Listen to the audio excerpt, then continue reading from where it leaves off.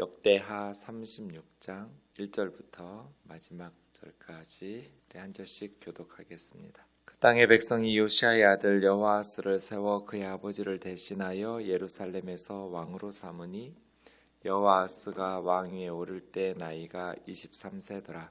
그가 예루살렘에서 다스린 지 석 달에 애굽 왕이 예루살렘에서 그의 왕위를 폐하고 또 그 나라에 은 100달란트와 금 1달란트를 벌금으로 내게 하며 애굽 왕 느고가 또 그의 형제 엘리야김을 세워 유다와 예루살렘 왕으로 삼고 그의 이름을 고쳐 여호야김이라 하니 그 형제 여호아스를 애굽으로 잡아갔더라. 여호야김이 왕위에 오를 때 나이가 25세라. 예루살렘에서 11년 동안 다스리며 그 하나님 여호와 보시기에 악을 행하였더라. 바벨론 왕 느부갓네살이 올라와서 그를 치고 그를 쇠사슬로 결박하여 바벨론으로 잡아가고 느부갓네살이 또 여호와의 전 기구들을 바벨론으로 가져다가 바벨론에 있는 자기 신당에 두었더라. 여호야김의 남은 사적과 그가 행한 모든 가증한 일들과 그에게 발견된 악행이 이스라엘과 유다 열왕기에 기록되니라. 그의 아들 여호야긴이 대신하여 왕이 되니라. 여호야긴이 왕위에 오를 때 나이가 8세라. 예루살렘에서 석 달 열흘 동안 다스리며 여호와 보시기에 악을 행하였더라. 그해 느부갓네살 왕이 사람을 보내어 여호야긴을 바벨론으로 잡아가고 여호와의 전의 모든 그릇들도 함께 가져가고 그의 숙부 시드기야를 세워 유다와 예루살렘 왕으로 삼았더라.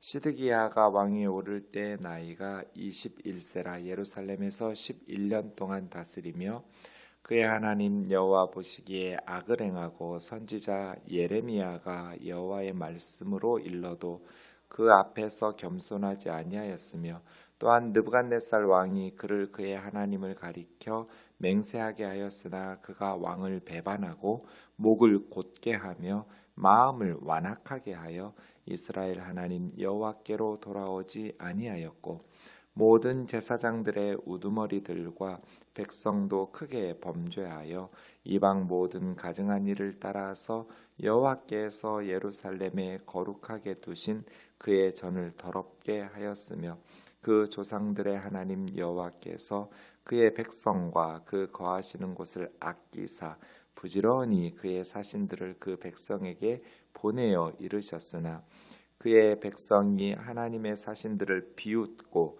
그의 말씀을 멸시하며 그의 선지자를 욕하여 여호와의 진노를 그 백성에게 미치게 하여 회복할 수 없게 하였으므로 하나님이 갈대아 왕의 손에 그들을 다 넘기심에 그가 와서 그들의 성전에서 칼로 청년들을 죽이며 청년 남녀와 노인과 병약한 사람을 긍휼히 여기지 아니하였으며 또 하나님의 전에 대소 그릇들과 여호와의 전에 보물과 왕과 방백들의 보물을 다 바벨론으로 가져가고 또 하나님의 전을 불사르며 예루살렘 성벽을 헐며 그들의 모든 궁실을 불사르며 그들의 모든 귀한 그릇들을 부수고 칼에서 살아남은 자를 그가 바벨론으로 사로잡아가매 무리가 거기서 갈대아 왕과 그의 자손의 노예가 되어 바사국이 통치할 때까지 이르니라. 이에 토지가 황폐하여 땅이 안식년을 누림같이 안식하여 70년을 지냈으니 여호와께서 예레미야의 입으로 하신 말씀이 이루어졌더라. 바사의 고레스 왕 원년에 여호와께서 예레미야의 입으로 하신 말씀을 이루시려고 여호와께서 바사의 고레스 왕의 마음을 감동시키심에 그가 온 나라에 공포도 하고 조서도 내려 이르되 같이요 바사 왕 고레스가 이같이 말하노니 하늘의 신 여호와께서 세상 만국을 내게 주셨고 나에게 명령하여 유다 예루살렘의 성전을 건축하라 하셨나니 너희 중에 그의 백성된 자는 다 올라갈지어다. 너희 하나님 여호와께서 함께 하시기를 원하노라 하였더라. 아멘.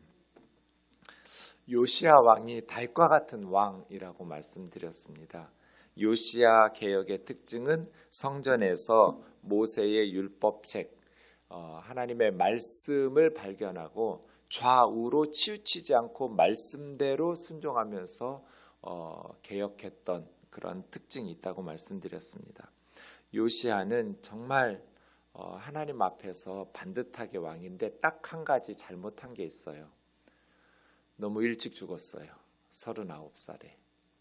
8살에 아버지가 신하에게 암살을 당하면서 갑자기 왕위에 오르게 된 요시야는 31년간 통치를 하는데 마지막 순간이 사실은 애굽에서 군대가 치고 올라가면서 바벨론과 전쟁을 하러 올라가고 있었어요. 그때 요시야가 애굽의 군대를 막아섭니다. 애굽 왕이 말하죠. 비키라고. 나는 너하고 싸울 마음이 없다고. 나는 바벨론을 치러 올라가는 중이니까. 그런데 하나님께서 나에게 바벨론을 치도록 하셨으니까 이것이 어찌 보면 경건한 하나님을 두려워하는 요시야에게 있어서는 가장 강력하게 할 수 있는 말이 하나님이잖아요. 그런데 애굽의 왕이 하나님의 뜻을 운운하고 해서 별로 신뢰를 안 해서 그런지 이 요시야 왕이 애굽 왕 바로느고를 맞섭니다. 그러다가 무깃도에서 전사를 당해요. 그래서 갑자기 요시야 왕이 죽게 됩니다. 이게 좀 안타까워요. 요시야 왕이 전사당한 이후에 유다와 예루살렘은 급격하게 멸망하게 됩니다. 오늘 그 다음인데요. 요시야가 죽자 백성들이 여호아스라는 요시야의 아들을 왕으로 세웁니다.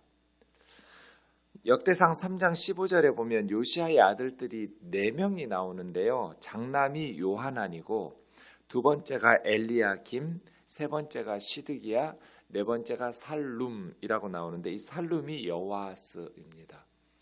그래서 이 여호아스를 형들이 있음에도 불구하고 아버지 요시야를 대신해서 왕으로 세웠다라는 것은 그만큼 여호아스가 백성들의 눈에 볼 때 다른 어찌 보면 아버지 요시야를 계승할 수 있는 그런 왕으로 보는 거죠. 그 다음이 이제 엘리야김을 세우는데요. 엘리야김이 사실은 역대기에는 나오지 않지만 열왕기하 23장 32절에 보면 열왕기하 23장 34절에 보면 이 여호아스가 이방 땅으로 끌려가고 애굽이겠죠. 애굽에서 죽임을 당할 때 그 다음에 이제 엘리야김이 세워지는데 이 엘리야김이 하나님 앞에서 악했고 24장 4절에 열왕기하에 보면 무죄한 자들의 피를 많이 흘려서 예루살렘 거리를 가득하게 했다. 그러니까 백성들이 볼 때 엘리야김이라는 여호아스의 형이 포악한 거예요. 하나님 앞에서 악하고 무죄한 사람들의 피를 예루살렘을 가득 채울 만큼 그래서 여호아스를 왕으로 세운 것 같아요. 어쨌든 요시야가 죽은 후에 백성들은 여호아스를 왕으로 세우는데 아마 요시야가 반애굽 정책을 펼치는 거잖아요. 애굽을 맞서 전쟁하다가 전사하니까요. 그의 아들 여호아스도 아버지 요시야처럼 애굽을 향해서 이렇게 반대하는 정책을 펼쳤을 것 같아요. 그래서 그런지 여호아스가 왕위에 오른 지 3개월 만에 이제 무깃도 전쟁을 끝나고 애굽 왕 바로느고가 돌아가면서 자기 나라 이집트로 돌아가면서 3개월 동안 예루살렘에서 통치하던 여호아스를 포로로 잡아갑니다. 애굽으로 잡아가서 이방 땅에서 여호아스는 죽죠. 그러니까 요시야 다음에 여호아스는 3개월 만에 애굽으로 끌려갑니다. 이 여호아스, 그런데 애굽이 은 100달란트, 1달란트가 34kg 어린아이들 몸무게라고 그랬잖아요. 34kg이니까 100달란트는 3.4톤입니다.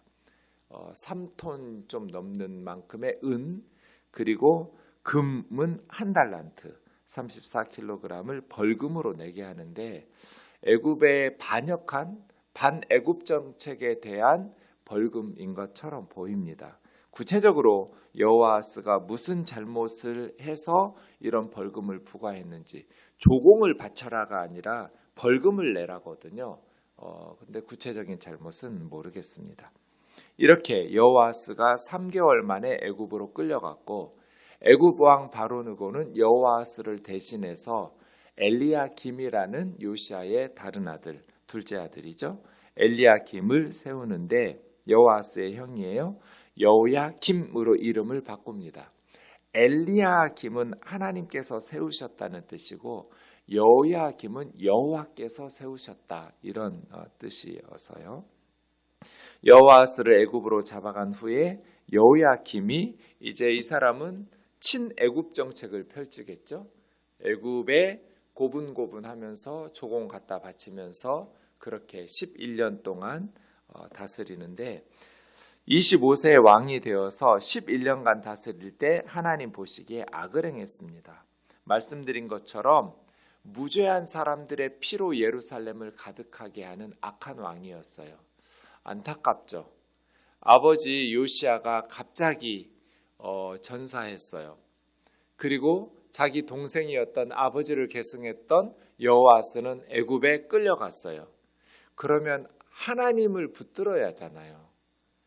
히스기야 왕처럼 하나님 앞에 바짝 달라붙어서 겸손하게 하나님의 도우심을 구하면서 국가적 위기에서 벗어날 수 있도록 했으면 얼마나 좋았을까요?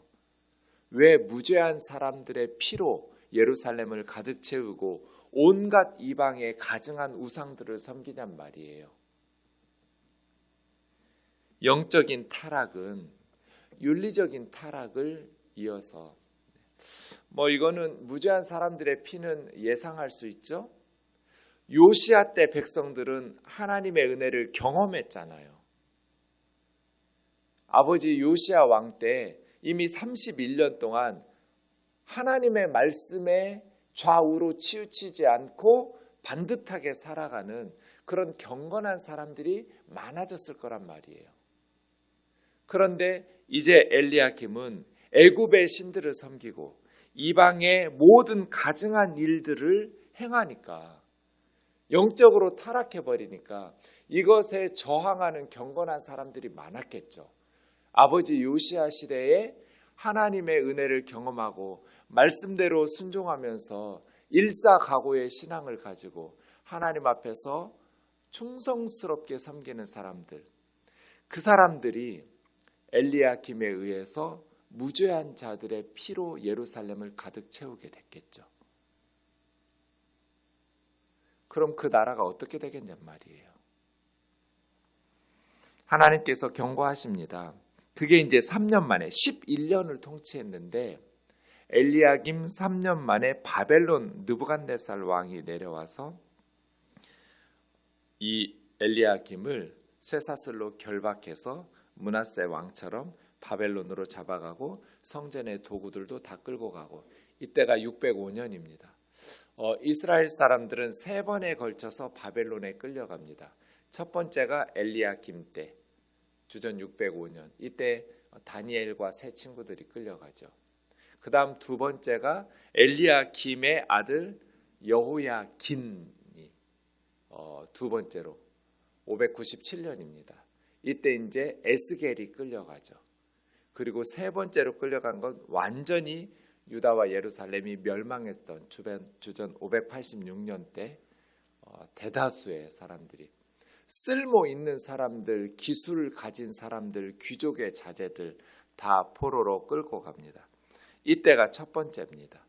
엘리야김, 여호야김 때 바벨론의 왕이 내려와서 쇠사슬로 결박하여 잡아가는데, 사실은 엘리야김은 예루살렘에 돌아와서 죽습니다. 오늘 본문에 보면 죽음에 대한 기록은 없거든요. 그래서 이방 땅에서 죽었다 이렇게 말하는 사람도 있지만 3년에 끌려가서 11년을 통치할 수는 없잖아요. 통치 3년 만에 바벨론 느부갓네살 왕에 의해서 쇠사슬에 묶여서 끌려갔다가 이제 다시 돌아와서 사실은 요세푸스나 다른 역사가들 성경의 기록은 없지만 기록에 의하면 엘리야김은 예루살렘 성벽에 던져졌다. 제대로 장례식을 치를 수 없었다. 이방 땅에 가서 더럽혀지기도 하고 이런 식으로 추측을 하는데 오늘 역대기에도 열왕기에도 엘리야김이 어떻게 죽었는지는 기록하고 있지는 않습니다. 어쨌든 바벨론 사람들이 내려와서 성전의 도구들을 가져다가 바벨론의 신 아마 무로닥이라는 전쟁의 신에게 그 신당에다가 예루살렘 성전의 도구들 성구들을 두었던 것 같아요. 여호야김의 모든 가증한 것들과 악행들에 대해서 이야기하면서 끝납니다. 그래서 이 엘리야김이 정말 하나님 앞에서 경건한 백성들 아버지 때 그렇게 뿌리 내렸던 하나님의 신앙, 여호와 신앙을 계승하면서 이 국가적 위기를 돌파해내려고 하나님의 도우심을 구했으면 어땠을까, 이런 안타까움이 있습니다. 그래서요, 힘을 가진 사람들이 바르게 살아야 돼요. 리더들이 바르게 살아야 돼요. 그래야 백성들이 바르게 하나님을 섬길 수 있어요. 하나님의 복을 누리면서 살 수 있죠. 그런데 리더들이, 힘을 가진 사람들이 바르게 살지 못하니까, 영적으로 타락하니까, 윤리적으로 타락하고 사회의 무죄한 자들의 피로 예루살렘을 가득 메우게 되면 결국 하나님의 진노와 심판을 불러들이는 거잖아요. 네. 그 다음 9절에 보시면 여호야긴, 이는 이제 여호야김의 아들입니다. 여호와께서 성취하신다. 여호야김은 여호와께서 세우신다. 이 여호야김도 3개월 만에 이제는 바벨론으로 끌려갑니다. 그러니까 여호아스는 3개월 만에 애굽으로 끌려갔고 여호야긴은 3개월 만에 바벨론으로 끌려가는데요. 그리고 나서 마지막 왕 시드기야가 예루살렘에서 11년을 통치하게 됩니다. 이 여호야긴도 사실은 하나님 앞에 바르게 서지는 못합니다. 이때 사역했던 선지자가 예레미야 선지자거든요. 여호야긴은 예레미야 선지자의 말씀을 불태우고 경건하게 살지를 못합니다. 이 여호야긴을 고니야라고 부르기도 하고 여고니야라고 부르기도 합니다. 왕위에 오를 때 8세라고 했는데 열왕기하에는 열왕기하 24장 8절에는 18세, 18살로 나옵니다. 18살이 나이를 계산해 보면 옳은 듯합니다. 70인경이나 시리아 번역본이나 벌게이트 라틴어 번역본이 다 18살로 되어 있습니다. 어쨌든 이 여호야긴이 석 달 열흘 만에, 이때 이제 598년 12월에서 597년 3월 16일, 597년 3월 16일에 이제 두 번째 에스겔과 함께 포로로 끌려가게 되거든요. 석 달 동안도 말씀드린 것처럼 예레미야의 두루마리 예언의 말씀들을 불사르듯이 하나님 앞에서 악을 행합니다. 그 해에 느부갓네살 왕이 사람을 보내어 여호야긴을 바벨론으로, 그렇게 주요 인사들과 에스겔 선지자 같은 사람들을 포로로 끌고 갑니다. 두 번째 포로죠. 그리고 37년간 바벨론의 감옥에 살게 됩니다. 감옥에 살았지만 역대상 3장 17절 18절에 보면 이 여호야긴의 아들 이름이 역대상에 보면 족보가 쭉 나오잖아요. 족보에 보면 7명이나 나와요. 그러니까 바벨론으로 끌려가서도 자녀들을 낳고 그렇게 살았던 것 같아요. 그 족보들이 쭉 이어지는 것을 보면 다윗의 왕손을 이어가거든요. 이 여고냐가. 그리고 나중에는 37년 만에 감옥에서 풀려나요. 바벨론에서. 그리고 아주 귀하게 대접을 받으면서 왕과 함께 식사하면서 여고냐의 노후가 그렇게 감옥에서 풀려나서 귀한 삶을 살게 됩니다. 어쨌든 여고냐도 3개월 만에 바벨론으로 끌려가서 이제 마지막 시드기야, 그의 삼촌 여고냐, 그러니까 요시아의 세 아들이 왕이 되는 거예요. 여호아스하고 여호야김하고 시드기야가 요시아의 아들들이고요. 여호야긴은 여호야김의 아들이니까 조카고요. 마지막 시드기야입니다. 그가 왕위에 오를 때가 21세였고 11년 동안 예루살렘을 다스렸는데 하나님 보시기에 악을 행합니다. 그러니까 마지막 왕들이 여호아하스는 역대기에서는 여호와 보시기에 악을 행했다라는 말은 없지만 아마도 역대기 저자들은 예레미야 선지자의 메시지가 그거잖아요. 바벨론은 하나님의 심판의 도구일 뿐이다. 바벨론에게 우리가 군사력이 부족해서 망하거나 외교적으로 노력해도 소용없다. 당시의 예루살렘 정가의 우세한 이론은 친애굽 정책이거든요. 애굽을 의지해서 바벨론에 맞서자. 이게 이제 예루살렘 정가의 주된 여론이었는데요. 사실은 예레미야는 이것에 대해서 친애굽 정책에 대해서 반대하고 나서는 선지자잖아요. 애굽 의지해도 소용없다. 이것은 하나님께서 하나님께 대한 우리의 죄를 심판하시는 것이기 때문에 그냥 바벨론에게 항복해라. 순순히 바벨론의 회초리를 맞아서 하나님의 회초리를 맞아서 그것이 백성들을 덜 죽이고 덜 고통받는 방법이다.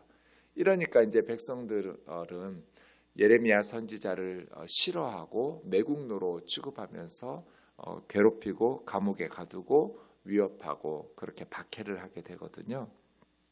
그런 의미에서 보면 여호아하스는 반애굽 정책을 펼치는 이 아버지 요시야를 계승하기 때문에 여호와 보시기에 악했다라는 표현이 역대기에는 없는 거예요. 열왕기에는 있어요. 그런 어떤 정치적 성향이 있었던 것 같아요. 어쨌든 열왕기에 의하면 여호아하스도 여호야김도 시드기야도 모두 하나님 보시기에 악을 행했다고 기록되어 있어요. 이게 안타까운 거죠. 국가적 위기 상황이면 하나님을 붙들어야죠. 왜 아버지의 신앙을 계승하지 못하냔 말이에요. 다윗과 같이 자기 아버지가 좌루나 우루나 치우치지 아니하고 그래서예요. 하나님의 말씀을 그렇게 신실하게 순종하면서 살았던 요시야. 모든 백성들을 불러 모아놓고 하나님의 말씀을 가르치고 하나님의 말씀을 들려주고 옷을 찢어가면서 회개하고 하나님의 말씀에 따라서 좌로도 우로도 치우치지 아니하고 바르게 살았던 그 아버지 밑에서 어떻게 아들들이 셋다 그리고 손자 여호야긴까지 여호와 보시기에 악을 행하며 이방의 가증한 우상들을 섬기게 되었을까? 이것이 너무나 안타까운 거죠. 그래서 자식 농사가 힘들구나. 하나님 앞에 정말 열심히 자녀들을 위해서 기도해야겠구나. 부모가 아무리 경건하게 살고 요시야처럼 하나님 앞에서 바르게 말씀에 순종하면서 살아도 자녀 셋 다, 아들이 셋 다가 여호와 보시기에 악을 행하면서 그렇게 교만하게 사는 거예요. 12절입니다. 여호와 보시기에 시드기야가 악을 행하고 선지자 예레미야가 여호와의 말씀으로 일러도 그 앞에서 겸손하지 아니하였으며 느부갓네살 왕이 그 하나님을 가리켜 맹세하게 하였으나 그가 왕을 배반하고 목을 곧게 하며 마음을 완악하게 하여 이스라엘 하나님 여호와께로 돌아오지 아니하였고 이게 예레미야의 메시지였거든요. 하나님께 돌아오라. 우상 숭배하지 말고 이방의 가증한 신들 섬기지 말고 하나님 여호와께로 돌아오라. 하나님을 섬기라 하는데도 돌아오지를 않아요. 문제는 14절이죠. 모든 제사장의 우두머리들, 영적인 리더들이 타락해버렸어요. 그냥 평제사장도 아니에요. 24반열이 있었잖아요. 그 리더들이에요. 제사장의 우두머리들이니까요. 영적인 리더들이 타락했어요. 그랬더니 백성들도 크게 범죄하여 이방의 모든 가증한 일을 따라서 여호와께서 예루살렘에 두신 그의 성전을 더럽게 하였으며 하나님께서 그 백성과 성전을 아끼셨어요. 하나님께서 하나님의 백성과 성전을 아끼시죠. 그래서 하나님께서 부지런히 하나님의 사신들을 백성들에게 보내어 이르셨어요. 우상 숭배하지 마라. 나라 망한다. 예레미야가 막 목숨 걸고 외치죠. 그런데도 그 백성들이 회개하지 않았어요. 하나님의 종들을 비웃고 하나님의 말씀을 멸시하고 선지자들을 욕하며 여호와의 진노를 백성에게 미치게 하여 회복할 수 없게 하였으므로 이제는 심판이 불가피하죠. 하나님이 갈대아 왕 느부갓네살을 예루살렘에 보내서 3년 동안 예루살렘을 포위하다가 시드기야 9년에서 11년까지 예루살렘이 함락당합니다. 그렇게 시드기야 11년째 함락당했을 때 성전을 14절에서 그들이 더럽혔는데 더럽힌 성전에서 칼로 청년들, 남녀, 노인, 병약한 사람들을 긍휼히 여기지 않고 바벨론의 군대에 의해서 살해를 당합니다.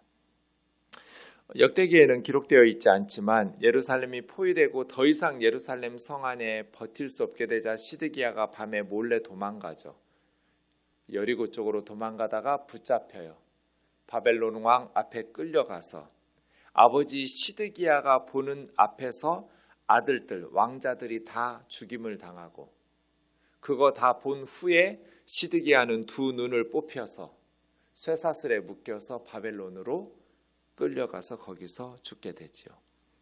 시드기야, 마지막 왕의 비참한 최후입니다. 바벨론 사람들은 예루살렘 성전을 불사르고 모든 궁실을 불사르고 모든 예루살렘의 좋은 집들도 다 불사르며 또 성벽을 허물고 바벨론으로 귀족들, 기술자들 다 사로잡아 갑니다. 바사국, 페르시아인데요. 페르시아 국이 통치하는 페르시아를 창설한 고레스 원년 539년입니다. 주전 539년까지 그렇게 노예가 되어 바벨론 갈대아 왕과 자손의 노예가 되어서 바벨론으로 잡혀가서 삽니다. 21절 보니까 유다 백성들이 그렇게 포로로 끌려가니 유다 땅은 토지는 황폐하게 되고 경작할 사람이 없으니까요. 안식년을 누리는 것처럼 70년간 가나안 땅이 안식년을 누렸다고 봅니다. 사실은 586년에 망해서 539년이면 47년밖에 안 되거든요. 70년 하는 거는 첫 번째 포로가 605년이잖아요. 여호야김 때, 그 다음에 여호야긴이 두 번째고 이 시드기야가 세 번째, 세 번에 걸쳐서 바벨론의 포로로 끌려갔는데 첫 번째 포로 다니엘이 끌려갔던 때를 기준으로 하면 70년이 되죠. 70년을 지냄으로 예레미야의 입으로 하신 말씀을 이루었더라. 네, 바벨론은 하나님의 심판의 도구였을 뿐이에요. 선지자들을 통해서 그렇게 돌아오라고 회개하고 하나님께로 돌아오고 이방의 우상들, 가증한 신들을 섬기지 말라고 권면하는데도 비웃고 조롱하고 멸시하고 욕하니까 제사장들부터 영적으로 타락하고 우리나라가 망하면 교회 때문이죠. 기독교가 타락하면 한국은 망할 거예요. 나라가 망하고 기독교가 타락했다면 목사들 책임이 제일 크겠죠. 영적인 리더들이 타락하니까 백성들이 가증한 일들을 행할 수밖에 없잖아요. 유다가 그렇게 멸망했어요. 마지막 22절이요. 바사의 고레스 왕, 태양이라는 뜻인데요. 고레스는 539년에 바사 제국을 창설하면서 바벨론을 정복하고 529년까지 10년 동안 페르시아의 왕으로 통치했던 사람입니다. 여호와께서 예레미야의 입으로 70년 후에 바벨론 멸망하고 돌아온다고 예레미야 25장 12절 여러 구절에서 예언하거든요. 희망이죠. 나라 망한다. 정말 망했어요. 70년 후에 돌아온다. 22절 보면 여호와께서 바사의 고레스 왕의 마음을 감동시키심에, 감동, 이 우르라는 단어거든요. 깨우는 거, 잠자는 사람을 흔들어 깨우는 거, 영적으로 각성시키는 거죠. 고레스 왕의 마음을 흔들어 깨웠어요. 저는 다니엘의 역할이 컸다고 봐요. 다니엘이 고위직의 사람이잖아요. 고레스 왕 때. 다니엘 같은 사람들, 또 다니엘의 세 친구 같은 유다 출신의 경건했던, 사자굴에 들어갔다 나오고 풀무불에 들어갔다 나오는 이런 사람들에 의해서 이 고레스 왕이 영향을 받았겠죠. 하나님께서 그 마음을 감동시키셨어요. 우울을 시키셨어요. 뭐라고 말하냐면 하늘의 신 여호와께서, 그러니까 가나안의 지역 신이 아니라 온 세상의 하나님이라는 거죠. 세상 만국을 내게 주셨고 나에게 명령하여 유다 예루살렘 성전을 건축하라 하셨나니 너희 중 그 백성된 자는 다 올라갈지어다 너희 하나님 여호와께서 함께 하시기를 원하노라. 역대기의 마지막 단어는 올라갈지어다예요. 원어로 보면 알라라는, 올라가라는 단어가 역대상하의 마지막 단어거든요. 이렇게 역대기가 끝나죠. 올라가라, 올라가라. 고레스의 말로. 그런데 안 올라와요.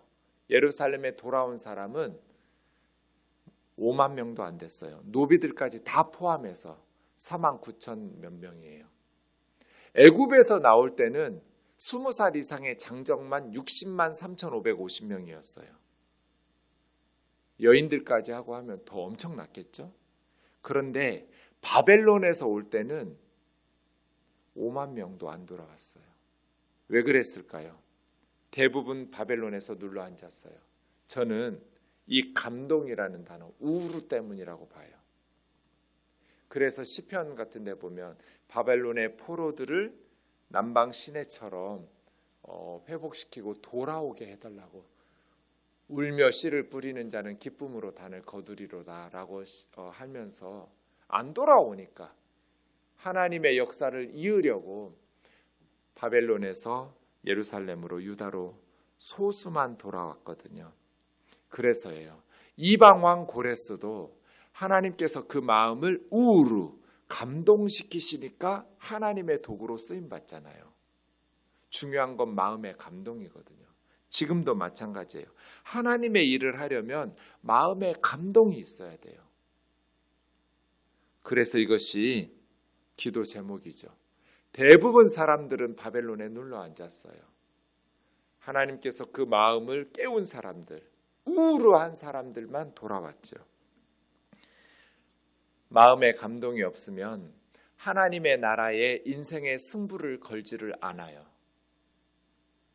그냥 적당히 세상에 타협하면서 살죠. 망설이고 고민만 하다가 바벨론에 눌러 앉아요. 그래서예요.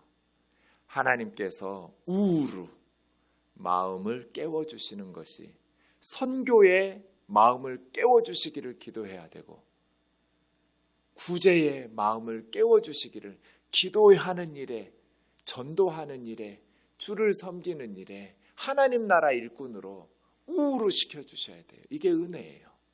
하나님께서 우리 자녀들의 마음을 흔들어 깨우셔서 하나님 나라의 일꾼으로, 하나님 나라의 기둥과 같은 하나님의 백성으로 살아가는 일에 인생의 승부를 걸어갈 수 있도록 은혜 베푸시기를 원합니다. 기도하겠습니다. 사랑하는 하나님 아버지, 감사합니다.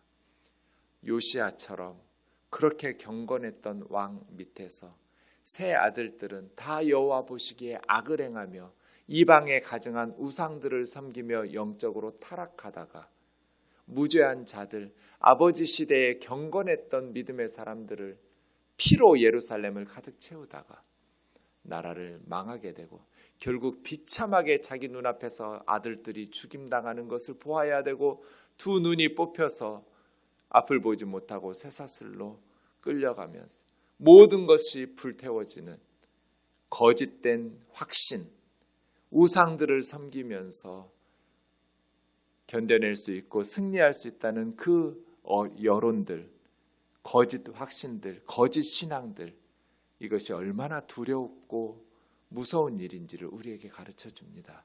하나님의 말씀에 따라서 하나님만을 붙잡고 신뢰하는 온전한 믿음으로 위기를 돌파해내고 하나님이 함께 하시고 하나님께서 도우셔서 하나님 나라의 역사에 동참하는 귀한 인생, 값진 인생 살아가게 하옵소서. 예수님의 거룩하신 이름으로 기도하옵나이다. 아멘.